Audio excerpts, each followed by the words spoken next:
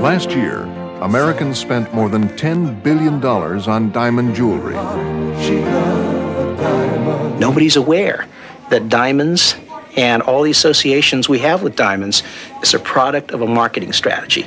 It's completely invisible, transparent. If you measure it in terms of how all the myths associated with this advertising campaign have been deeply inculcated in people, it's reached deeply into the popular imagination. This is probably the most successful campaign in history. Tonight on Frontline, Diamonds? Aren't they a girl's best friend? Did something change? are diamonds what we think they are? Precious and rare.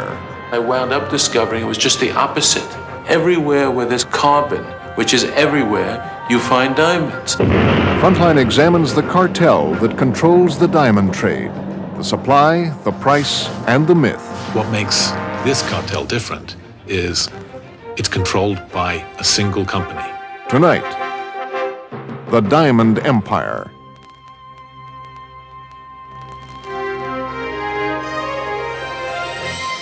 Funding for Frontline is provided by the Corporation for Public Broadcasting and by annual financial support from viewers like you. This is Frontline.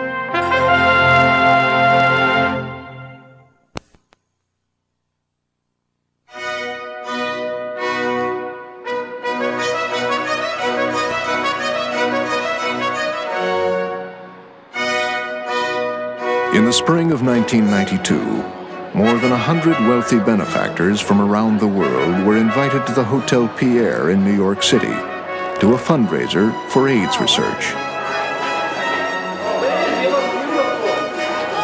Elizabeth Taylor, the high priestess of the mystique of diamonds, had invited them personally to an auction of fine jewelry that raised more than $500,000. The evening itself was a glittering tribute to the allure of diamonds. I'm wearing the diamonds because my sweetheart has given them to me, and it means love, and it means forever. Diamonds? Aren't they a girl's best friend? Did something change? Diamonds? Diamonds! You're a woman's best friends. For champagne. But what we think about diamonds is in fact a myth. At the center of that myth is an illusion that diamonds are valuable because they are rare. When writer Edward Epstein set out to investigate the diamond trade, he discovered that diamonds aren't rare at all. Well, what I learned was that the diamond business wasn't a business of extracting, as I originally expected, something of enormous value, and then simply seeing how much of this object you could get out of the ground and selling it.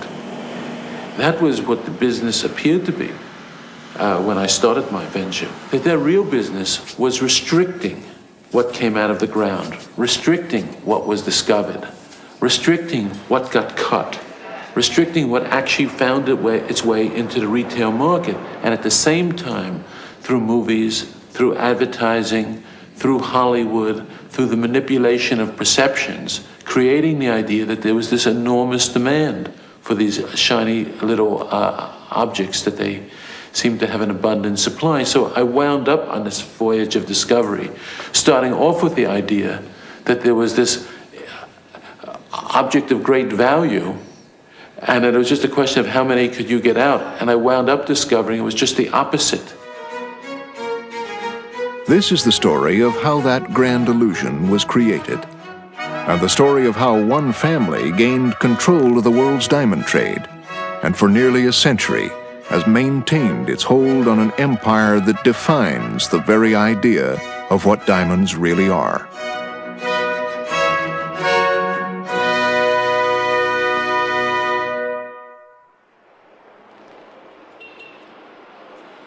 New York is the center of the world's richest diamond jewelry market.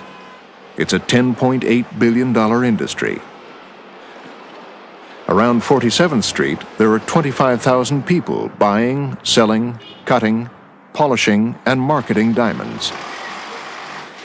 From the most glamorous jewelry to cheap mail order.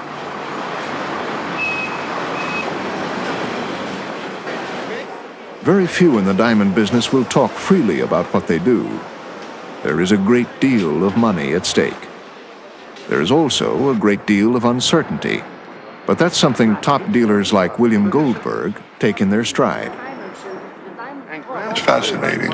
It's amazing. A lot of men that I know that are 10 years younger than I am can't wait to retire, and I can't wait to get here in the morning at 8 o'clock to produce these beautiful works, these beautiful pieces of art from what looks like a pebble on the beach, and then to nurse it through all its stages, and then to finally come up with some of these wonderful things is just a joy. Goldberg is one of the elite dealers who specialize in rare and precious stones. He has a team of cutters working just off Fifth Avenue.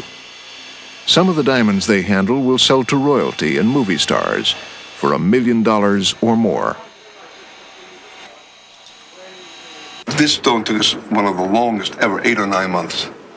It was the most impossible task. Every time we had new surprises. Nature is very funny when it comes to these things.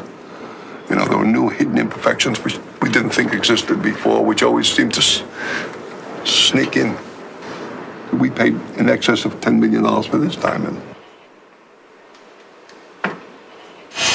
Everyone here is very highly skilled technician, and some of them have very specific jobs to do.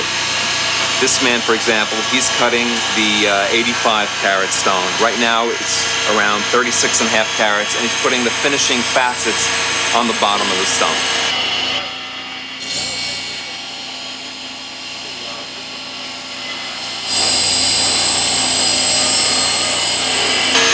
The man behind him, brilliantiered, put the finishing facets on the top of the stone. These gentlemen are very skilled, and they bring out the final fire in the diamond, the brilliantiering.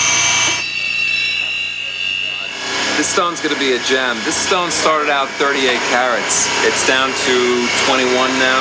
Around 21, yeah. Harvey's working the stone out. There's a lot of problems. There's a lot of balancing to do. It's coming out nice. You can see the shape. It's going to be a gorgeous marquee. Moishe's shaping the stone using a diamond that's attached to this stick and another diamond that's rotating on the spindle, and he's shaping both at the same time. They measure diamonds by weight, in carats, 5 to the gram. Their value depends on color, clarity, and cut. Flawless stones which are pink, blue, or yellow bring the highest prices.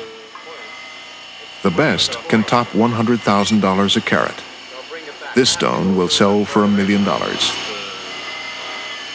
Diamond is among the hardest known substances, but many carats must often be ground away to cut a rough stone into a traditional marquee or brilliant. The smallest mistake is inordinately expensive. It calls for expert planning from a rough designer. I will try and find the largest, most pure stone in here. Matter of fact, this stone will probably end up being 3 different stones because of the imperfections that I can find. For example, I do see a pear shape, and I do see an emerald cut, and I do see an oval. The most important thing is bringing out the beauty. De Beers is very proud to continue the Diamond Decade by presenting its program for 1992. Most of the world's rough gem diamonds come through organizations run by the South African company De Beers, known in the United States by its famous advertising slogan, "A diamond is forever." Fewer than 200 diamond merchants qualify for a sight, the privilege of buying directly from De Beers. Everyone else must buy in turn from them. We're site holders. We get a site every 5 weeks from De Beers. If you can come up with a huge sum of money, it certainly would not qualify you to be a site holder. It's rather the man that started 25 years ago with very little, with 1 or 2 cutters who has 15 or 20 now here, and who's constantly on the scene buying, and he's the man who means to stay here with his children to follow him. He's the man that qualifies to be a site holder. It's like being admitted to a club. The headquarters of that club is London. Because it is a virtual monopoly, De Beers cannot operate legally in the United States. All site holders must travel here to buy their rough gems, to a building known only as 17 Charterhouse Street. This is a fortress where 80% of the world's gem diamonds are sorted, graded, and sold.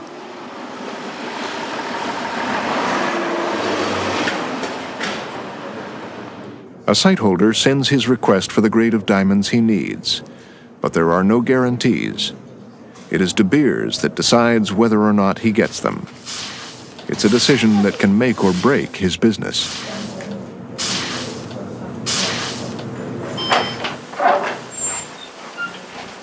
Good afternoon, gentlemen. Good afternoon. This is your site for October.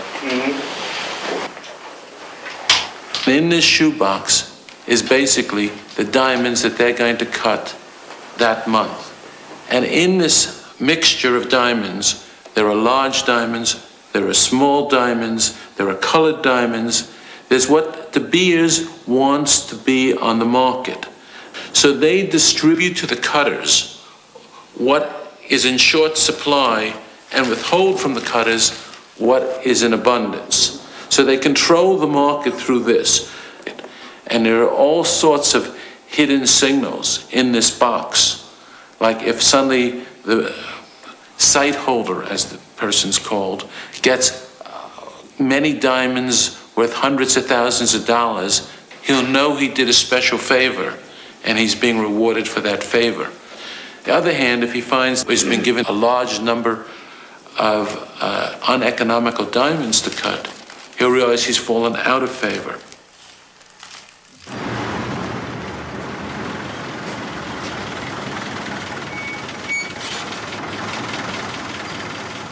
Even the world's top dealers are at the mercy of De Beers' central selling organization. William Goldberg usually has special requests alongside the ordinary stones, but even he does not know what to expect. Here are the regular goods and 2 boxes of specials. Thank you. So we'll see you later. Right, thank you very much. See you later now.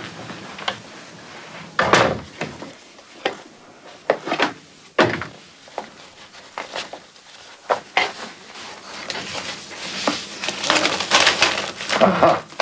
See, this is very interesting. These are greens that come from Botswana. And this is a regular cut and dried bread and butter item. And quite often, these are priced in such a way that there's very little profit to be made on these goods. For whatever reason, at any given moment, they make a policy decision. I've been very angry and cussed a lot and been very upset. But that's how the cookie crumbles. I have no options. What can you do when that happens? Just cuss and fret and look forward to the next, that things will change at the next site. Can you leave all that on the table and say, I'm not interested, I'm not going to make a profit this month? Can you do that?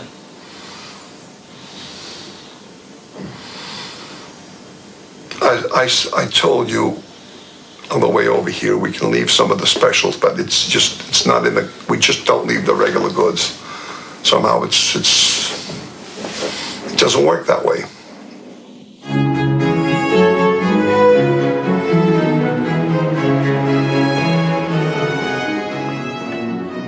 On a hill in Johannesburg, South Africa, is the private estate of the family that controls the Diamond Empire. These are the Oppenheimers. In 2 generations, they have built one of the most powerful industrial cartels of the 20th century. The Diamond Cartel has lasted for 70 years and shows no sign of weakening. What makes this cartel different is it's controlled by a single company, a single commercial organization, and that's De Beers. And De Beers itself is controlled by another South African company, Anglo American. Interestingly, Anglo American is controlled by De Beers.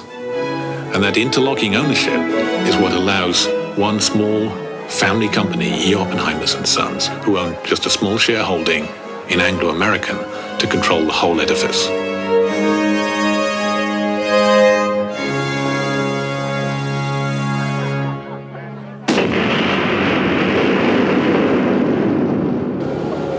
The diamond mines of southern Africa are the heart of the Diamond Empire. Diamonds are crystals of carbon, formed in the heat and pressure 1,200 miles below ground. Where volcanoes have brought them to the surface, they can be dug out of the rock. But many have been washed down rivers to the sea, and these, the alluvial diamonds, can be picked up along the riverbeds and shorelines.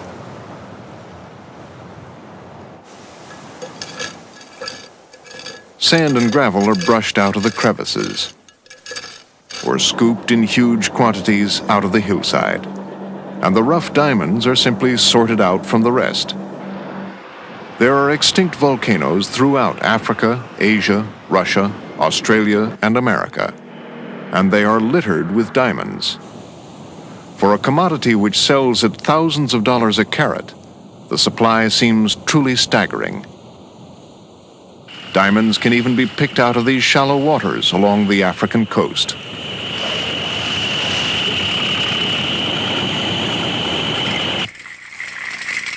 You can go to other coastlines and expect to find a few diamonds, but I think you can't build up a scenario that's as optimistic as one can build up for the west coast of South Africa.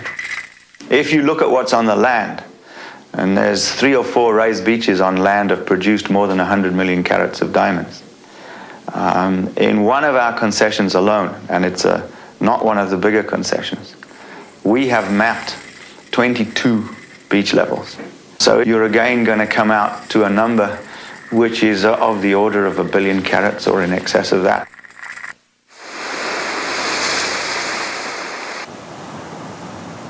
Because diamonds are so plentiful, it makes De Beers' virtual monopoly an astonishing feat. Its history begins at Kimberley, South Africa in 1871. Until that year, mines had been few, and diamonds truly rare, mostly from India and Brazil. But the Kimberley find was huge. Among those who rushed to make their fortunes were 2 young Englishmen. Charles Darnell Rudd, my great-grandfather, and Cecil Rhodes met here in October 1871. They were early in the rush here, and they would have found an anthill, a mining camp, and as Rhodes described it, as Stilton trees, as the claim holders dug down into this enormous diamondiferous kimberlite pipe. But their eyes were more directed towards De Beers mine, which is about a mile over the horizon there. And that's where they dealt with the farmer De Beers, and they bought that farm out for £6,000. The thoughts of Rhodes immediately began to concentrate on the amalgamation of all these individual claim holders.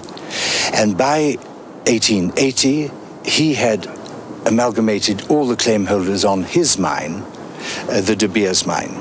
And that began the amalgamation of all the diamond mines, and the formation of De Beers Consolidated Mines began in 1888.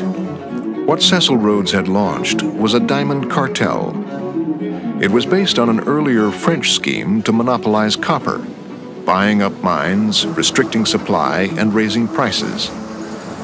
From its first headquarters in Kimberley, De Beers bought out almost every other large mine in South Africa. But shortly before the First World War, diamonds were found over the border to the north in German Southwest Africa. A young German-born diamond dealer in South Africa went there to investigate. His name was Ernest Oppenheimer. Ernest Oppenheimer, in 1914, 2 months before the outbreak of war, went there to survey the territory and came back with a report that was mind-boggling and subsequently hidden from the public.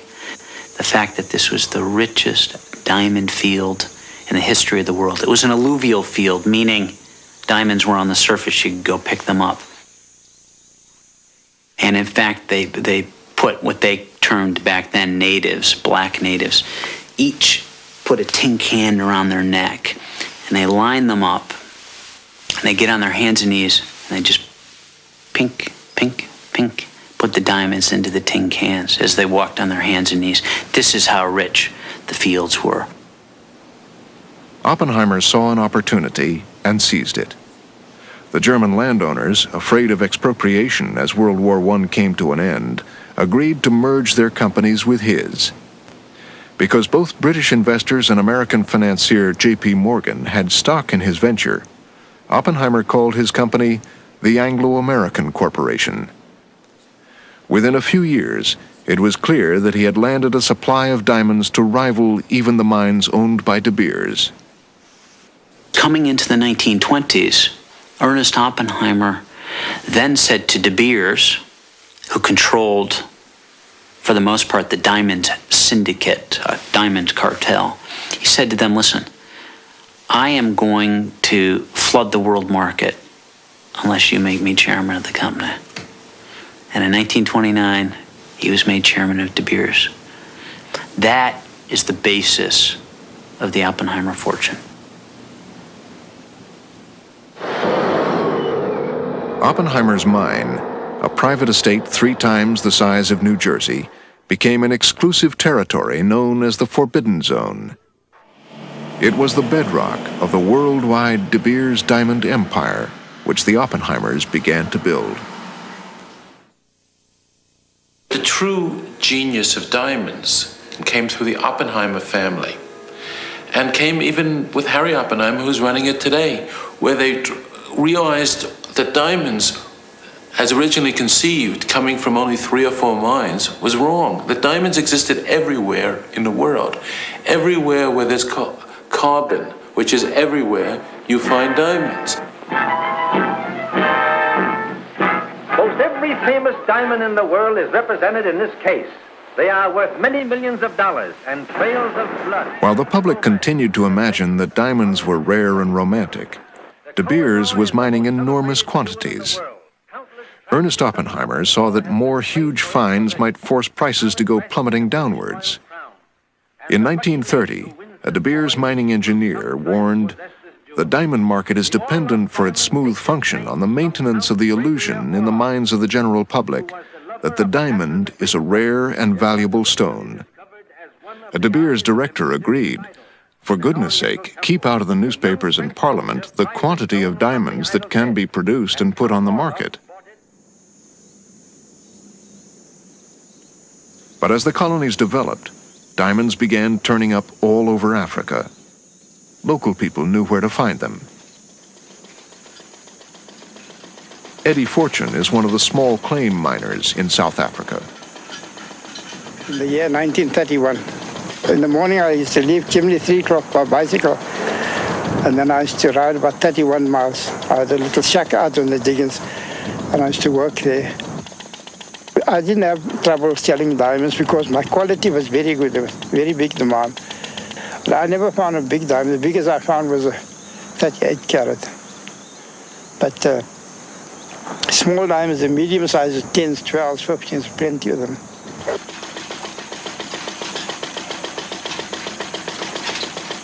To keep control, De Beers had to prevent the little mines from putting too many diamonds on the market. The simplest answer was to buy them up. Certain companies came and they bought out the small diggers, you see. That's how they developed and became a big company. De Beers bought out everything.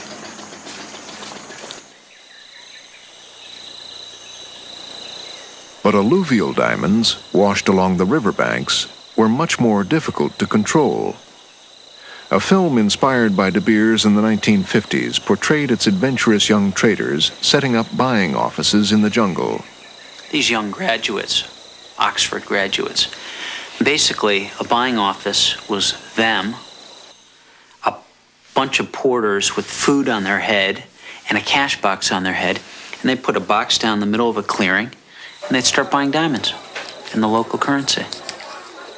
So they'd ship in all these guys to do this, to prevent smuggling.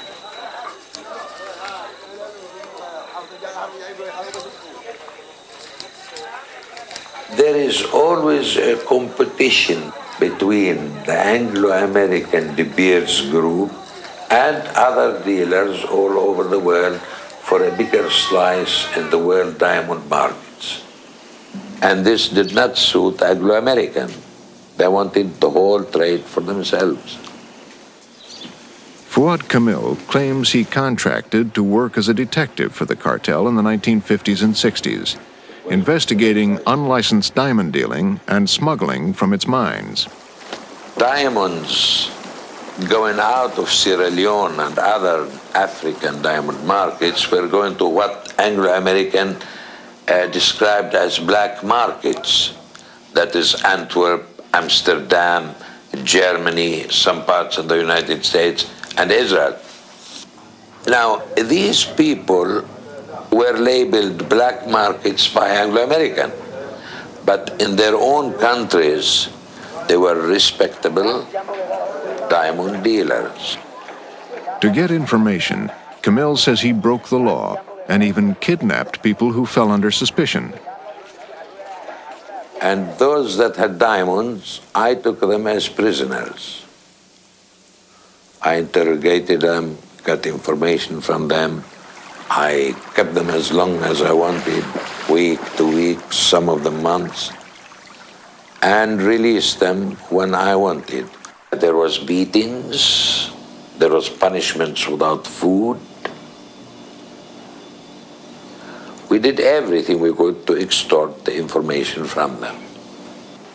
There was a stage where no one dared to pass from there, diamonds or no diamonds. So to put it bluntly, we were a terrorist group. That's what it amounts to. The cartel denies that Kamil worked for either De Beers or Anglo-American and says his accusations are part of a vendetta against them. By the 1950s, the diamond cartel had amassed enormous power, taking control of diamonds at the source, making deals with colonial powers, building its network mine by mine, country by country.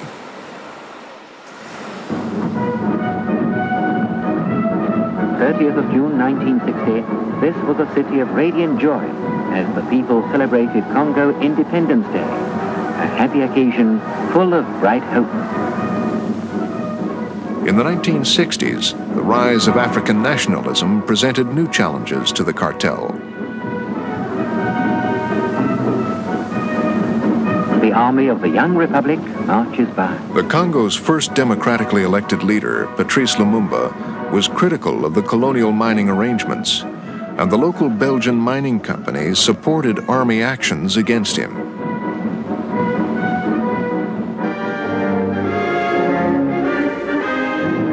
A new chapter begins in the dark and tragic history of the Congo with The coup against the leftist leader was backed by the CIA, and it ended in Lumumba's murder. Colonel Mobutu, taken to Mobutu's headquarters, passed Mobutu Sese Seko emerged as the dictator of what became Zaire.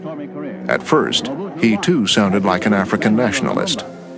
Mobutu had made what seemed like very left-wing radical statements, talking about the colonial exploiters threatening to nationalize all sorts of foreign mining property. And in flies American businessman Maurice Tempelsman. Maurice Tempelsman is an independent diamond dealer and a key intermediary for De Beers. When a matter of, 10 days, Maurice Tempelsman holds consultations in Brussels with key officials, meets with the U.S. Embassy in Kinshasa, has consultations with the U.S. State Department, speaks with Mobutu, flies on to go meet with Mr. Oppenheimer of De Beers in South Africa in what, according to what is certainly shown by a number of declassified U.S. State Department documents, to be an attempt to stitch together a relationship between the De Beers empire and the Mobutu regime. So it's very clear that from the very beginning of the Mobutu regime, Tempelsman had an important role in, to put it most charitably, advising and guiding Mobutu on how to deal with companies like De Beers. The Oppenheimers, through Tempelsman, arranged to have the exclusive supply of diamonds shipped to their offices in London.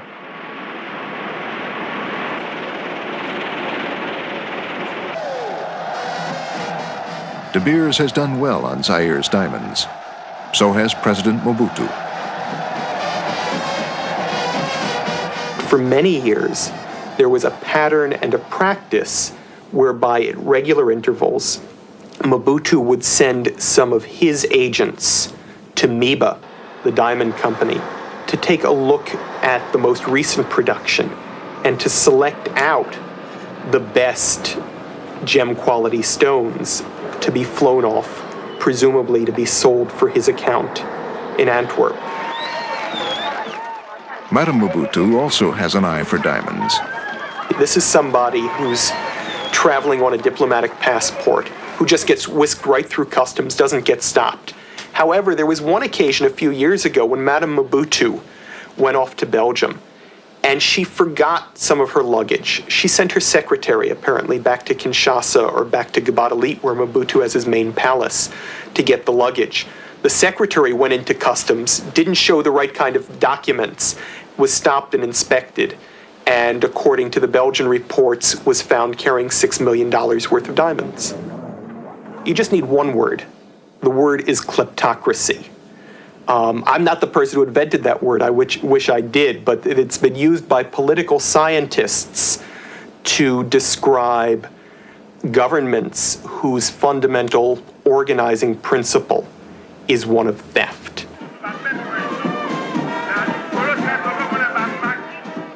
Mobutu spends huge sums on an army to keep himself in power. He himself is one of the richest men in Africa, while his people are among the poorest.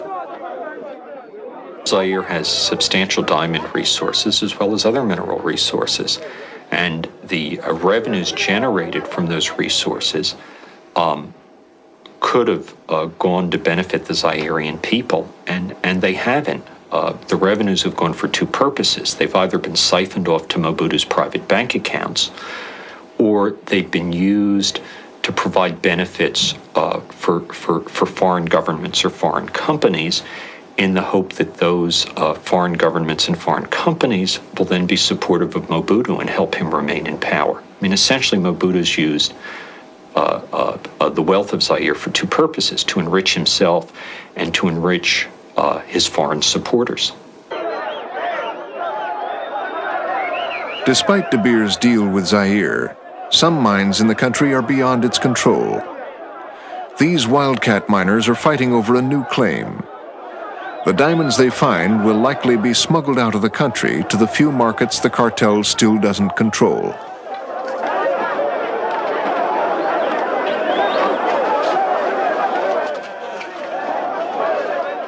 You're talking about a country which is certainly one of the two largest diamond producers in the world, where you have this Wild West kind of atmosphere. And looking at it from the outside, I would guess that this is the most difficult relationship over the years that a company like De Beers could have with an African government. This is an area of intense digging in Kapamba, which is... In neighboring Angola, regulated diamond mining is a casualty of its devastating civil war. In 1992, wildcat miners there swarmed the diamond-rich dry riverbeds, picking up small fortunes in alluvial diamonds. De Beers has spent an estimated $500 million to keep them from flooding the market and depressing prices. Stripping and removing the ore. Each time diamonds are found in an inconvenient place, they begin, the diamond cartel, through intermediaries, through law firms they hire, ways to think, how can we prevent these diamonds from reaching the market? And declaring something a national park, tying things up in litigation. These are just the methods, and there's an infinite number of different methods you could use once you understand what the objective is. The objective is to prevent mines from being developed that are outside their control. Murfreesboro in southwest Arkansas is the home of America's only diamond mine. At the inauguration, Hillary Clinton wore a diamond found in this mine, which was discovered at the turn of the century. But today, the 100-acre site is mined only by tourists and amateur prospectors. Commercial mining was abandoned here in the 1920s, even though geological surveys showed the mine had great promise. The Justice Department investigated allegations that Ernest Oppenheimer had illegally influenced the closing of the mine to keep its diamonds off the market. Okay, you better get out here and see what it can go for.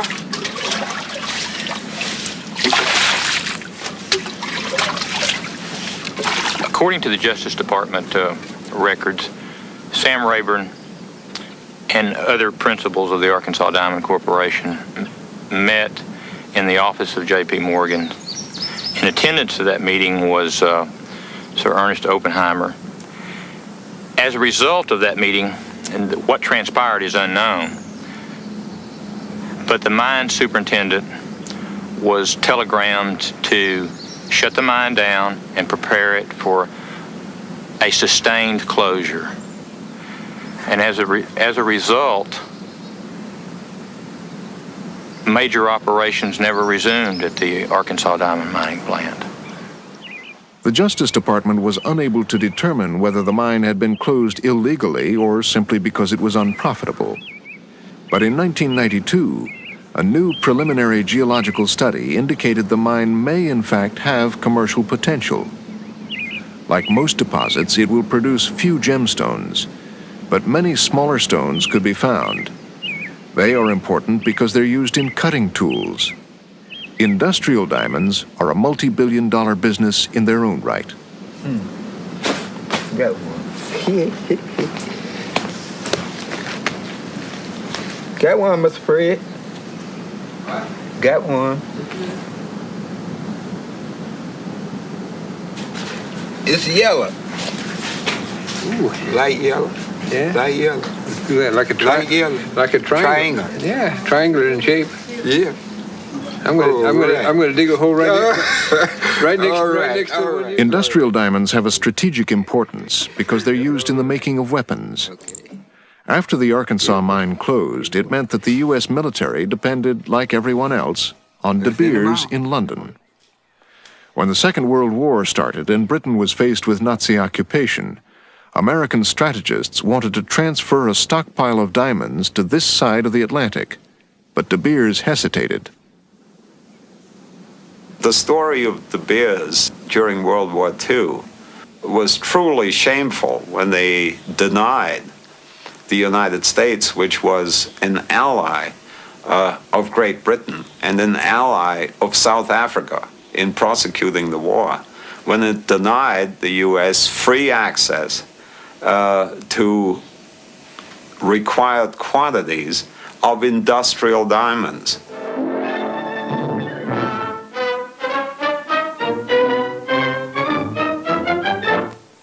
Defense production in factory and arsenal begins far behind the assembly line. Apparently fearful that diamond prices would fall if a military stockpile were sold off after the war, the Oppenheimers refused to allow any diamonds out of their control. De Beers claims it was only following the advice of the British government, but the cartel's actions were criticized by the U.S. Justice Department. Only after complicated arrangements where De Beers insisted on retaining control of those industrial diamonds by placing the supply organization in Canada was some accommodation reached so that the United States could obtain the quantities of industrial diamonds needed for the war effort on its own behalf and the behalf of its allies.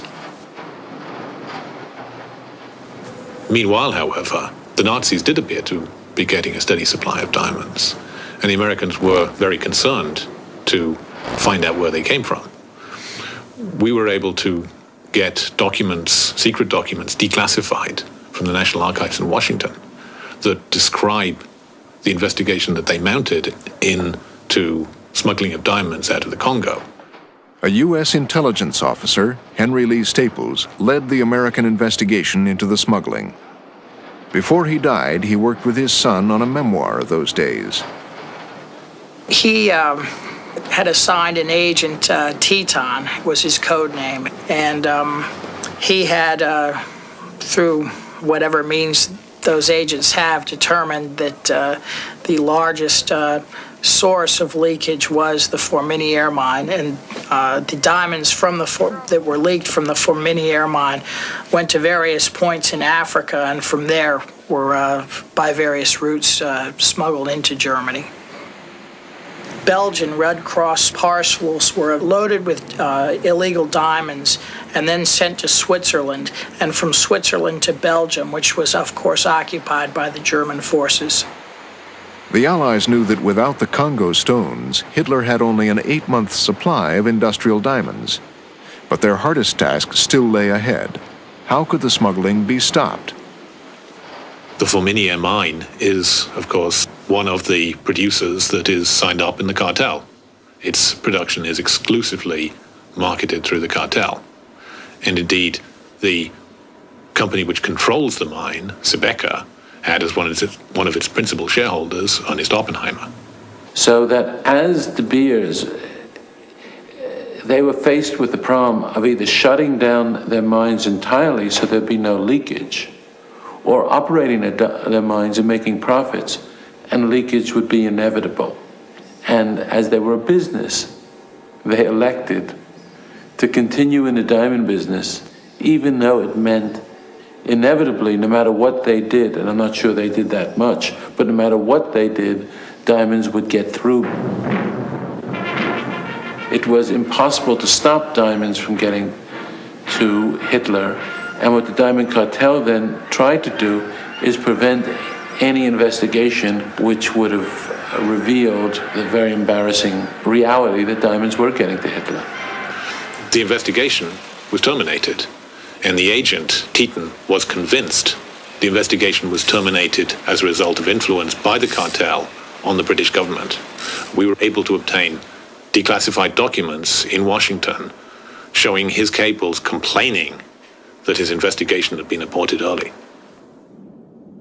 In its extensive investigation of the cartel's behavior during World War II, the Justice Department also concluded De Beers had overcharged the United States for the industrial diamonds it did supply. One U.S. official complained, "This form of profiteering is the more obnoxious because it has been accompanied by pious public professions of sacrifice and patriotic foregoing of profit." And De Beers' wartime advertising did appeal to American patriotism. "Buy our gems," the ad said, "because they pay for mining, which produces the industrial diamonds America needs to win the war."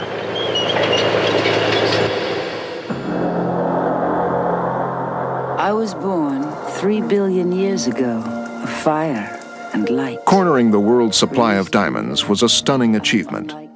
No less extraordinary was the cartel's success in creating a demand for its huge stockpile of diamonds. Who am I? The eternal gift of love between man and woman.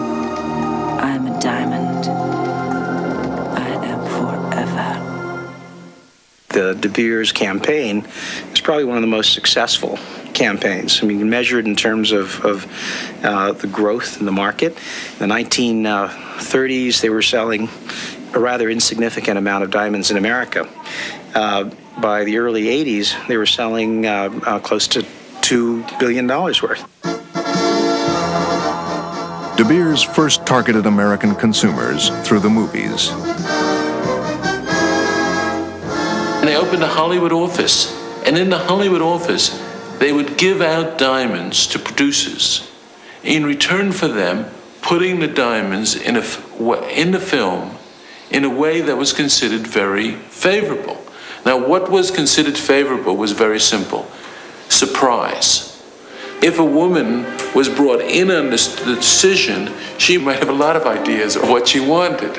So what they wanted to do is create the idea that the man had to surprise the woman and present her with a diamond. And now for the important question I wanted to ask you. Well, it's about time. I'm dying with curiosity. You know I'm madly in love with you. I want you to marry me, Lily. You're in love with me too, aren't you? Well, if I'm not, then I'm afraid I don't know what love is. Here's your engagement present, darling. Oh, Jeffrey, it's beautiful. Well, that's Milo. Milo? Yes, he's wondering what's taking us so long. Wouldn't he be surprised if he knew? I doubt if he'd be surprised at anything. Not only are we talking about what is a familiar process today of planting products in films, when we've all heard of the product endorsements and that sort of thing, but we're talking about Hollywood in its golden age, where entire movies were created. They identified the biggest stars, actresses of that period, and they never appeared in public without their De Beers diamonds.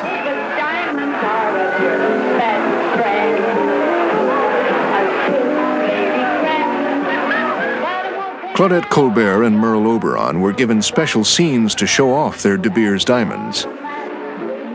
Diamonds Are Dangerous was conveniently retitled Adventure in Diamonds.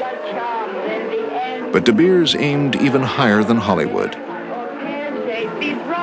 The British royal family was another idea of what, in the American mind, represented the ultimate in how you should behave and how you should behave aristocratically and well.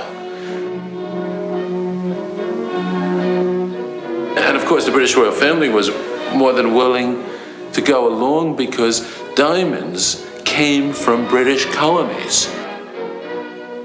From this, the largest man-made hole in the world, over 100 million pounds worth of diamonds have been recovered. In the De Beers sorting room, 3 million pounds worth of rough diamonds were on view. The royal family was lobbied heavily and successfully so that the English royalty, Queen Elizabeth, started wearing diamonds, and she basically left all of her other gems off. That's a tremendous coup for a public relations agent to get the royal family to essentially become sales agents. Caskets made of Kimberley blue ground, embossed with coronets, contained a 6-carat stone for Princess Elizabeth and a 4.5-carat diamond for Princess Margaret. You must travel back in time 1 billion years to witness its birth. De Beers advertising set its diamonds in worlds of glamour and royalty. But its best-known slogan arose out of the fear that sales would be undercut if people began putting second-hand jewelry on the market. So they had to create the idea that you should never sell a diamond, even though its value would only increase. And secondly, that people should store and hoard these diamonds. So the whole idea that a diamond is forever is really their desperate hope that people will hold diamonds forever. It is love, and its only promise is forever. We're planning to attract your customer by building on our Rites of Passage program. In its message to dealers, De Beers reveals its key marketing strategy is to convince consumers to buy diamonds for every romantic milestone. Let's start with your bread and butter, the support behind the Rites of Passage, the diamond engagement ring, diamond anniversary band, and the 25th anniversary diamond. Our goal is to make diamonds a cultural imperative for all these important occasions in a woman's life. That's why we are continuing to support these segments, so that newer products like the Diamond Anniversary Band and the 25th Anniversary Diamond will become as obligatory as the Diamond Engagement Ring, bringing your customers back again and again. Nobody's aware that diamonds and all the associations we have with diamonds is a product of a marketing strategy. It's completely invisible, transparent. If you measure it in terms of how all the myths associated with this advertising campaign have been deeply inculcated in people, it's reached deeply into the popular imagination. This is probably the most successful campaign in history. That's what we're here for, to respond to your requests and to help you sell more diamonds.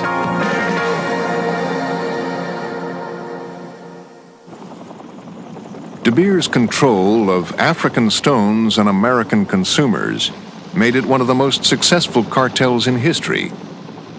But it would face new challenges as diamond mines were discovered around the world.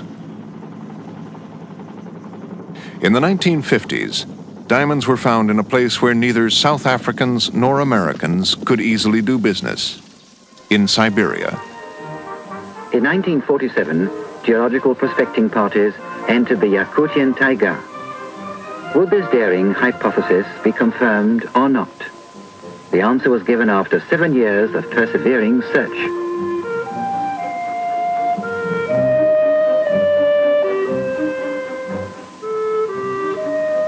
Yakut diamonds.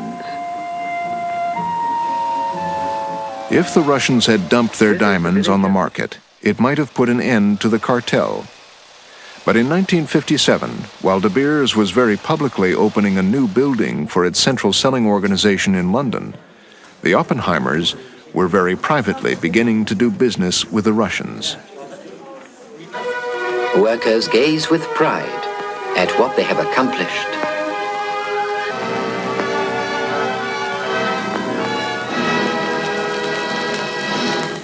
Russian diamond production was a problem for the cartel. Russia, the communists, were anathema to the South Africans. Equally, the South Africans were an anathema to the Russians. This created a problem for the cartel because they couldn't be seen to be dealing with the Soviet diamond production.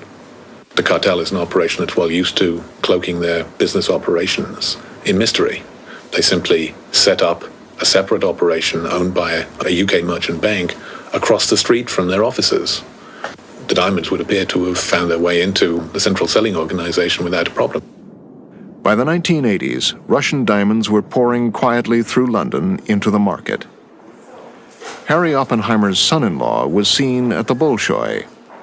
Officially coming from South Africa, he could not even have had an entry visa. Could I ask you? No, thank you very much. Could I ask you what you were doing in Moscow? No. Now just go away, you're being thoroughly unreasonable. You spoke to me politely and I said, no, I have nothing to say. Thank you very much. Do you not think it's interesting that... I have nothing to say. Were you just there for the ballet?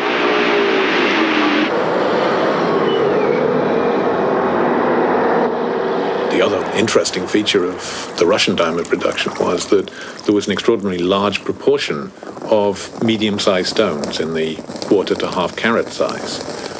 De Beers then came up with perhaps one of the great new product inventions in jewelry history, the Eternity ring, a ring that was designed to use up this excessive production of those size stones. And it is perhaps amusing to think that at the height of the Cold War, the Eternity ring that was being so successfully marketed in America was filled with stones from Siberia. As the Soviet Union became an important source of small stones, the problem for the diamond industry became finding cutters willing to work for low enough wages to make these stones profitable.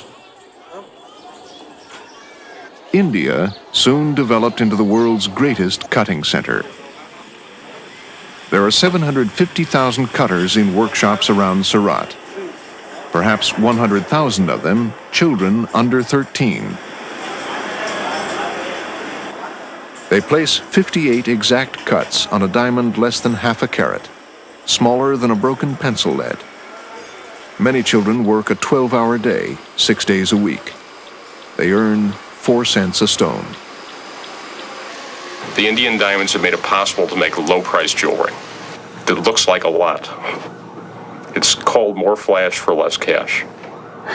This is the expression that's used in the industry, and this seems to be the trend. We perceive popular retail price points to top out at about $500. This is what most of our customers are demanding now, and starting as low as $75, $80. We just got in some new samples today. These are examples. Here's a ring that sells for $70. There's $2 worth of diamond in this ring. But the fact that we can market it as an article with a genuine diamond makes it more saleable. Here's another ring. This is a $90 ring. There's a $1 diamond in here. It's a white finish that makes it appear like diamonds. There's only one diamond in the center.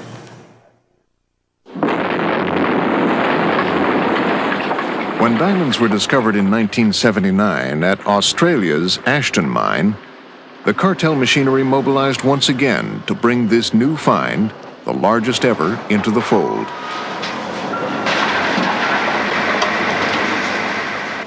Until then, the cartel had co-opted diamond sources largely in Russia and African countries. Could they repeat the success in a country that was modern and democratic? The Ashton project certainly had huge reserves which, if it had gone into independent hands, would certainly have challenged De Beers' monopoly. Now, I know that the Indian government had made representations to Australia to take over the marketing. I myself met with one independent diamond trader who was visiting from London, and he was also putting in his bid and trying to persuade the Australian government that, in fact, as I said, there were enormous benefits for Australia, and it was not in the interest to further reinforce a monopoly. But De Beers pressured Australia by threatening to reduce diamond prices in the categories of stones the new mine would produce. At the same time, the Oppenheimers bought stock in key Australian companies. De Beers' chairman, Harry Oppenheimer, flew in to cement alliances, and the cartel began to lobby the government and mold public opinion. Many Australian journalists were invited to South Africa, sponsored by De Beers, to go on, tours which were meant to promote De Beers' image and soften the impact of De Beers' penetration into the Australian economy. And soon after those tours took place, it became quite evident in the Australian media, mainly through the newspapers, that there was a very pro-CSO approach being adopted by the media. So I think De Beers' strategy worked quite well in that they'd softened up the Australian media, and the media reciprocated by promoting very favourable stories to the De Beers takeover of the Ashton project. After a major political battle, the cartels scored a crucial victory. The bulk of Australia's output, mainly industrial grade and small gemstones, would flow through the cartel's central selling organization in London. A small number of rare gemstones, known as the Argyle Pinks, were Australia's own to market independently. They produce a variety of colours which is very unique to this mine, and out of the 36 million carats come some of the rarest diamonds in the world. The extraordinary thing is nature's thrown up these freaks which are just unique and special, and they're something that we're all madly trying to get hold of, can't get enough of. If you look at this small, very intense pink from Argyle, and it's only, I think it's about 18 points, and then you compare it against this 2-carat from Argyle, the 2-carat is worth about $22,000. Now, if we could superimpose that colour on that small pink into that 2-carat, that 2-carat would be worth at least $1 million in today's market. Now, Argyle only gets maybe 3, 4, 5 of those stones a year maximum out of, remember, 35, 36 million carats of diamonds. The De Beers operation is essentially the control of the production of diamonds. They control the chain of supply of diamonds, and that's the way in which they control the diamond market. If somebody were to try to go around the cartel, the concern that they would have to have is how long it would last. Because, of course, De Beers in the past has been very successful at bringing all the producers into the cartel.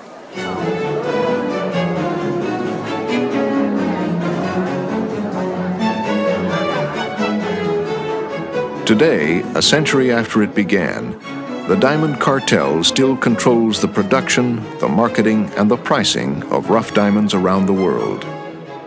But that world is changing, and there are new threats to the Oppenheimers' dominance of the diamond trade.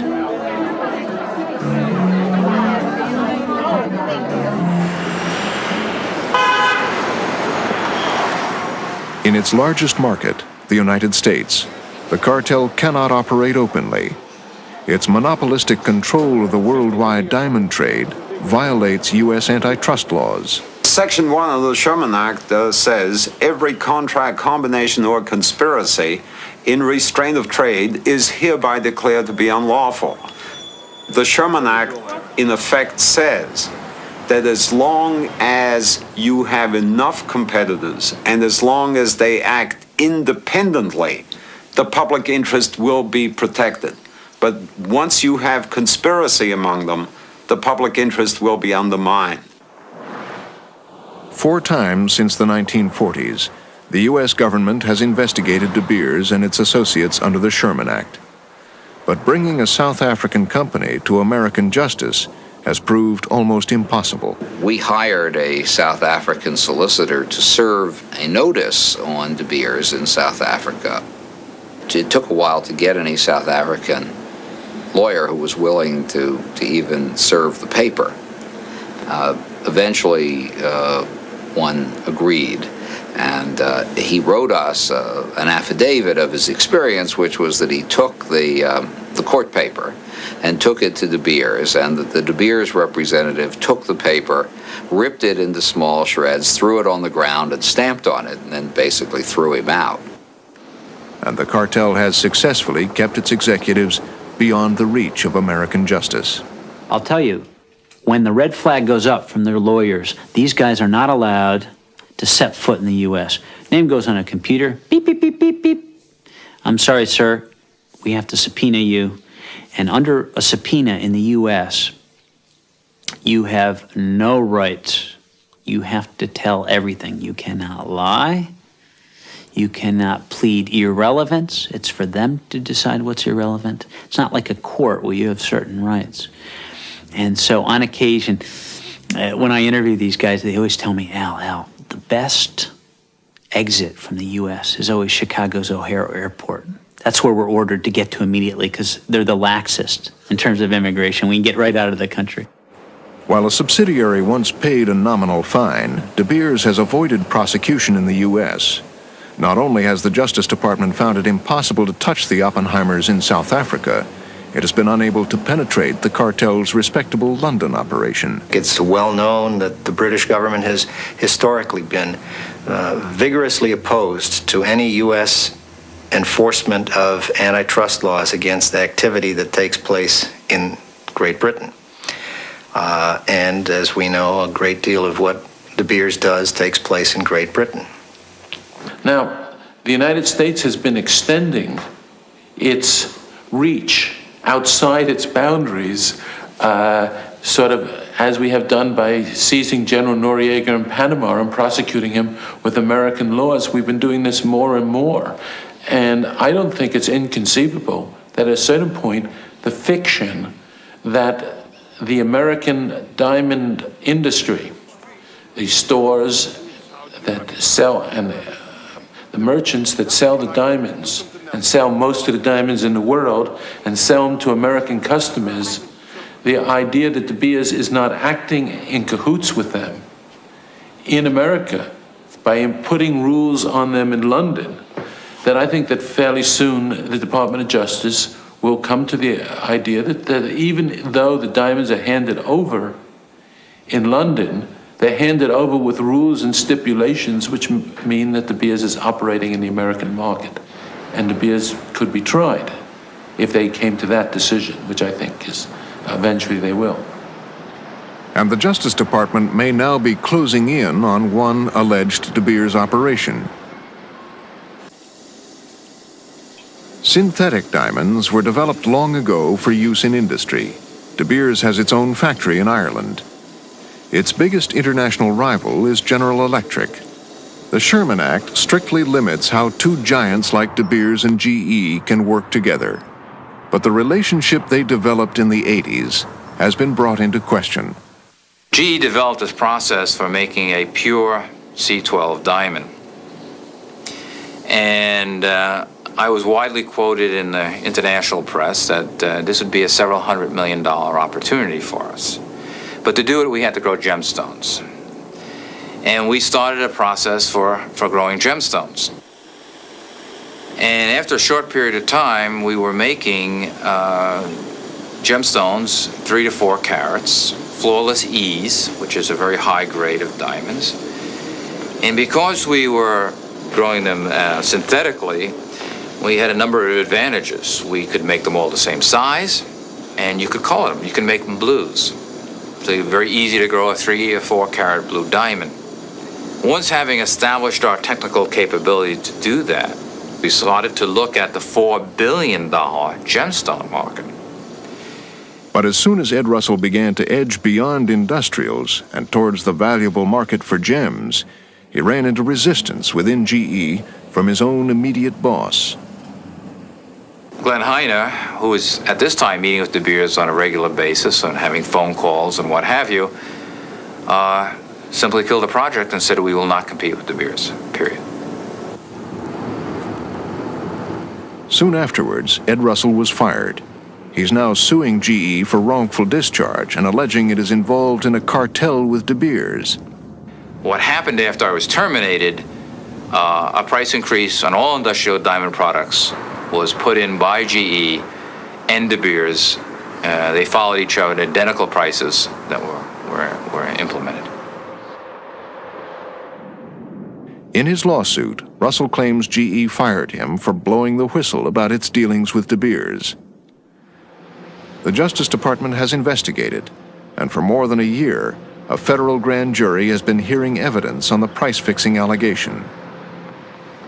General Electric denies any wrongdoing, saying it met with De Beers only to discuss exchanging technology, and fired Russell because of his poor job performance.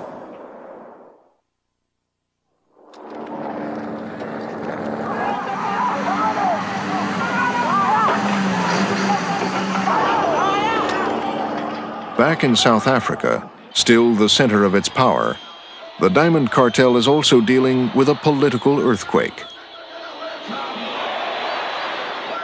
What impact will the dismantling of apartheid have on the De Beers monopoly? Harry Oppenheimer, the man who ran the cartel for 25 years, has been a long-time critic of the South African government's apartheid policy. More peaceful conditions in South Africa as a whole. We have to believe, and by our practice demonstrate, that the pursuit of business efficiency and the search for a free and just society are not contradictory objectives, but in fact two aspects of the same thing, two sides of one coin. He himself has publicly come out against apartheid on many occasions and continues to do so. I think the problem is, and this is where he's been criticized in the past, the problem is that the mining houses that he controlled made use of the migrant labor system. They made use of the compound system. They made use of the pass laws. They made use of all the institutions which in fact created apartheid. So in that sense, people questioned why, on the one hand, does this man oppose apartheid, but on the other hand, he makes money out of apartheid. High up near Bulawayo, visited by 100 years ago, De Beers founder Cecil Rhodes laid the groundwork for the cartel's success in South Africa. Ironically, the famous empire builder, in his commercial activities, turning the early diamond rush into a vast industry, sowed the seeds of apartheid. Particularly after they discovered the diamond mines, what they were looking for was to try and create a workforce for those mines. And the problem was that they needed unskilled workers. But the problem was that most of the available potential labor force were black people living on the land. And in order to get them into the mines, they had to find ways of forcing them off the land. And one of the mechanisms they adopted was passing various taxes, such as poll tax, hut tax, even a dog tax, which forced people living on the land to pay cash to the government. And they didn't have cash because they were not part of a cash economy. So they therefore had to go into the mines to earn the money to pay the taxes.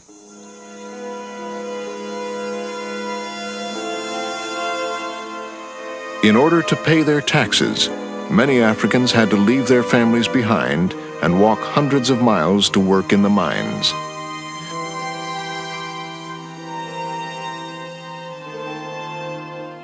Once inside, a miner could not leave until his contract was over.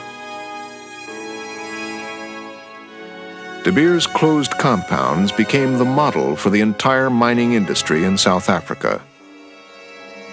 By the 1960s, these compounds had expanded into enormous complexes housing thousands of men. When I arrived in the mine in 1968, I was quite appalled by the conditions for the migrant labourers. The working hours were long, it was a 60-hour week. The conditions under which they worked, they were out in the open, there were very little protection against the cold and the wind. They weren't given much to eat, they were given half a loaf of brown bread and a flask of cold tea to last them throughout that 10-hour shift. Conditions in the hostels were not much better. There were no decent dining facilities. They had to eat in their rooms out of aluminium buckets. There was no real privacy. The hostels themselves were not very nice places to be in, single-sex hostels, 20 people to a room in some instances. Many black miners still live in segregated compounds away from their families. In a country in which it is illegal to pick a diamond up off the ground and keep it, the miners' union claims workers can be dismissed merely on suspicion of stealing diamonds. But today, De Beers says everybody gets a proper hearing.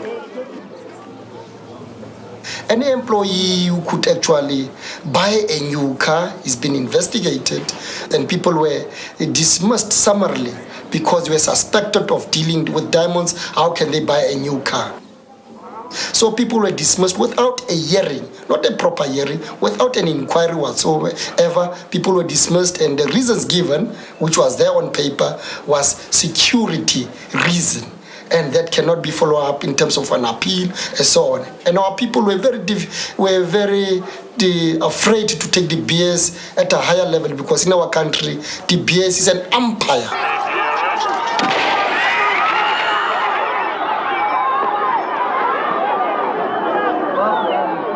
Ironically, the revulsion of the world to the brutality of the apartheid government contributed to the growth of the Oppenheimers' power inside South Africa. When in 1960 we had the Sharpeville massacre, a number of international companies in South Africa decided to get out of the country, and many investors also withdrew. Overseas investors withdrew their investments from the stock exchange. Companies like Anglo American and other large corporations then bought up the shares on the stock exchange in order to prevent the exchange from collapsing, and which would have generated a financial crisis. Instead of possibly allowing a financial crisis, which would have then forced the government into more difficulties and perhaps brought about an earlier end to apartheid, they actively supported the economy and therefore gave the government a base from which it could protect itself.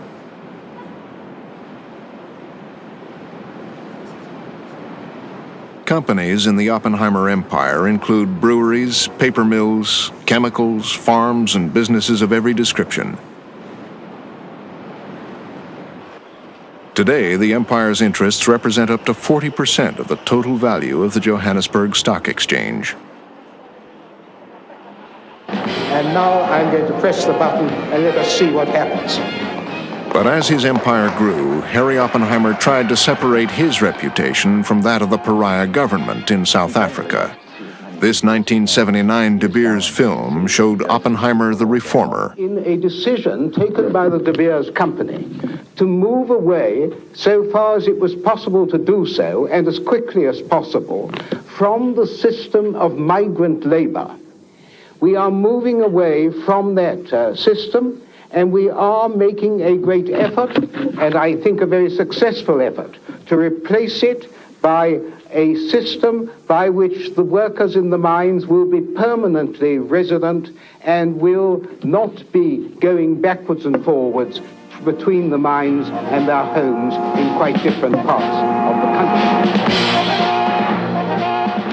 In spite of Oppenheimer's reforms, his early support of black labor unions and other liberal causes, he says he's been hesitant to use his business clout to influence the government's policies.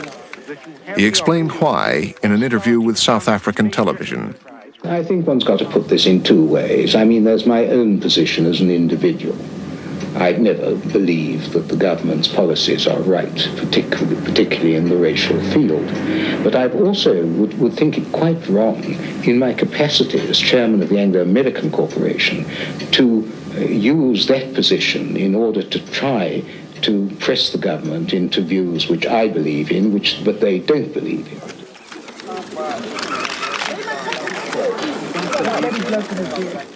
In a few months, Nelson Mandela will lead the black majority to power in South Africa.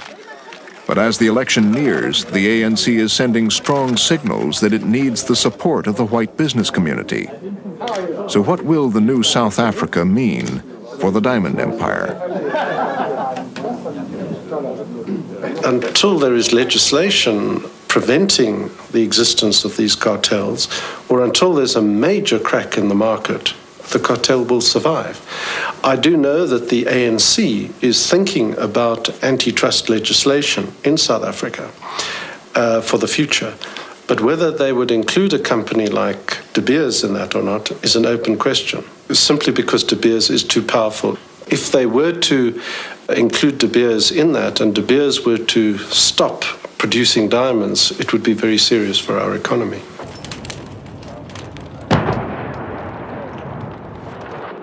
Another challenge to the cartel's power is the political unrest in the former Soviet Union. Boris Yeltsin is unhappy with the terms of a 5-year De Beers contract signed by Mikhail Gorbachev. In 1992, the Russian parliament investigated an allegation that De Beers had undervalued Russian diamonds.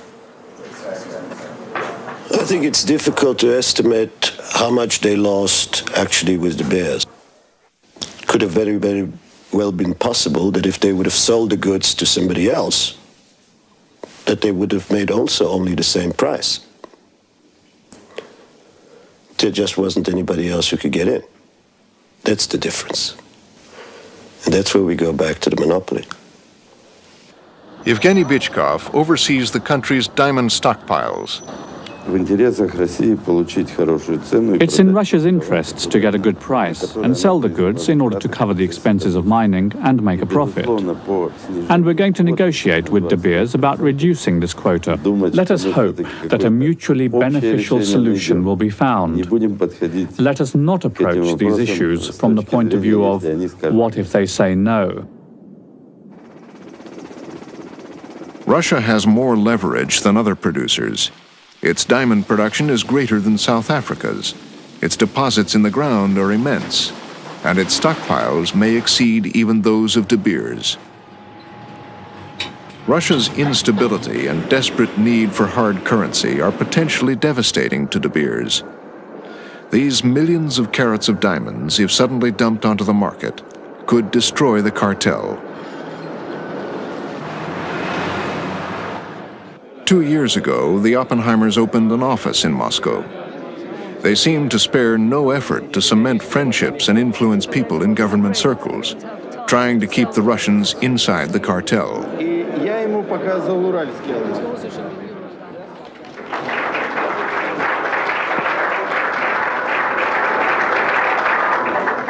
Ladies and gentlemen, I'm extremely grateful to Julian Ogilvy Thompson.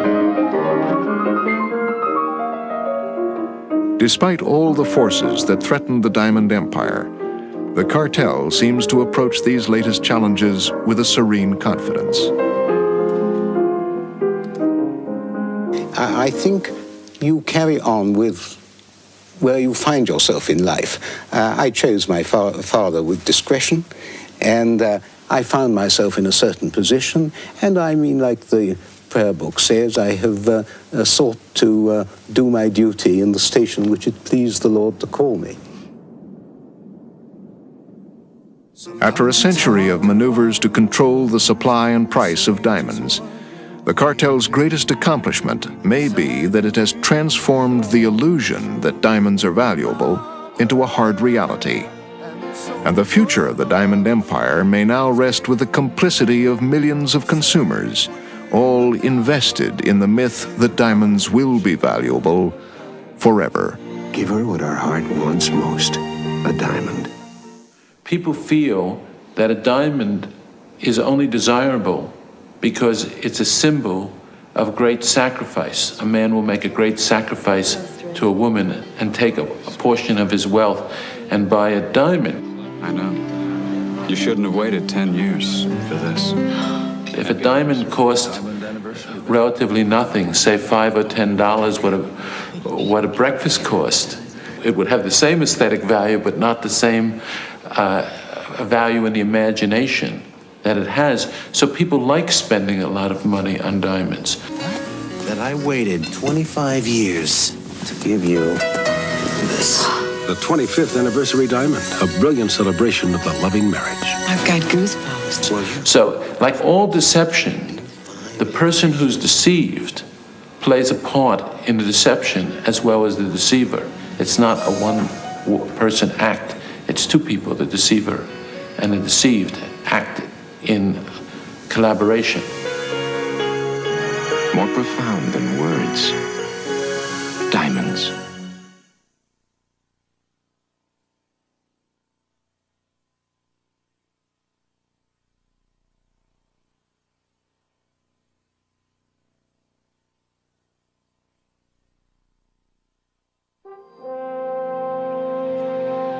Last July, Frontline examined the trial of daycare owner Bob Kelly, who was charged with sexual abuse of 12 children.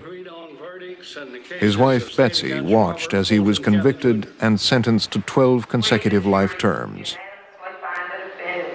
Guilty of first-degree sexual offense.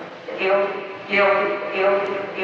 8 months later, Dawn Wilson, who worked at the daycare and who had rejected a plea bargain, was also found guilty and sentenced to life. Betsy Kelly was to be tried next, at the end of this month in Edenton, North Carolina. Mrs. Kelly. In the Frontline program Innocence Lost, The Verdict, 3 of Bob Kelly's jurors said they did not believe he was guilty, and they were wrong to convict him. Roswell Streeter spoke for the 3 jurors. The evidence wasn't there. I didn't see any hard evidence. Dennis Ray voiced the opinion of the other 9 jurors. Once I heard the actual things that went on, the evidence was there. Some jurors also told Frontline producer Oprah Bickel that the jury behaved improperly in the deliberation room. It was not honest. It was contaminated, was not fair, didn't follow the judge's instruction. They claimed that outside information was brought into the jury room, including a Red Book magazine article describing a pedophile. That's what the article's about, a pedophile. And we wrote characteristics of a pedophile on a board, and in so many words, we diagnosed Bob Kelly as a pedophile. Well, majority of the jury diagnosed Bob as a pedophile. Last month, Robert Kelly was granted a hearing for a new trial based on jury misconduct. 9 jurors, including Dennis Ray, took the stand and swore that there was no outside information in the jury room. He also denied ever seeing Red Book magazine there, in spite of evidence showing he himself had taken notes from the magazine during deliberations. It says in this article from Red Book... David Rudolph, Kelly's appeal lawyer, questioned Ray about his notes. Excuse me? Sense of power. Exactly what you had in your list, correct? Yes, sir. The only explanation you have for this is that it's an amazing coincidence? Yes, sir. Well, you had another explanation for Oprah Bickel, didn't you? What? That the Red Book was in the jury room. I said there was books in the jury room, yes, sir. Did you not say that the Red Book was in the jury room and that you wrote the things up on the board to Oprah Bickel? No, I did not. You're under oath, sir. I do not remember saying that to her, no, sir. Did you say it or not? You're under oath. I do not believe I did. Mr. Williams kept talking about the Red Book magazine and Red Book. There was an article in one of the Red Book magazines that was just happened to be there that someone started going through, and there was listed some of the characteristics of a pedophile, and we put it on a board. Bob Kelly's wife, Betsy, was at the hearing. It kind of showed you contradicting yourself on the stand. What do you have to say about that? I don't think so. In fact, the appellate court had already ruled that the presence of Red Book magazine in the jury room was not grounds for a new trial for Bob Kelly. Betsy Kelly's lawyer, Joe Cheshire. It was, for a trial lawyer, an amazing thing to listen to. And it did enhance one's hopelessness at at the ability of a defendant to get a fair trial in these kinds of cases. The next day, he met with Betsy Kelly. He told her the prosecution was looking for a deal and that she could plead no contest instead of guilty. With reduced charges, she would be sentenced to 7 years, but with time already served, she would spend no more than a year in prison, probably less. She had a day to think it over. I once again was hit between the eyes with the facts that everything that I ever believed in and everything I ever trusted was no longer there. What is your plea as to those offenses? I plead no contest, sir. On January 21st, 1994, Betsy Kelly signed the plea bargain, still maintaining her innocence. When I began this journey about 5 years ago, I was a very strong, a very optimistic, a very believing, and a very innocent person. And as I sit here today, I've become very tired. I've become very disillusioned. I've become very unbelieving. But I'm very much the innocent woman that I was. Last Friday, Betsy Kelly was taken to Raleigh Prison for Women to begin serving her sentence. The judge has not yet ruled on Robert Kelly's motion for a new trial.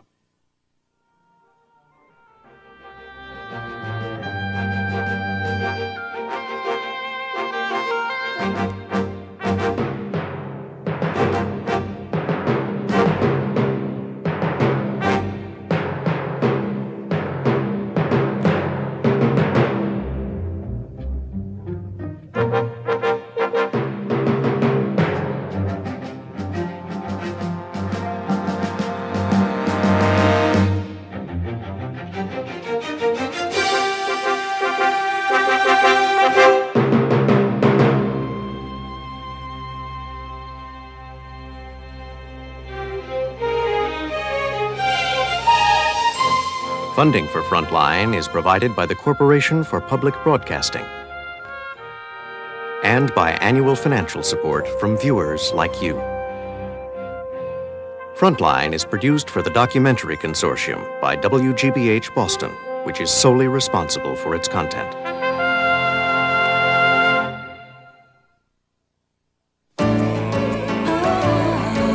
This is PBS.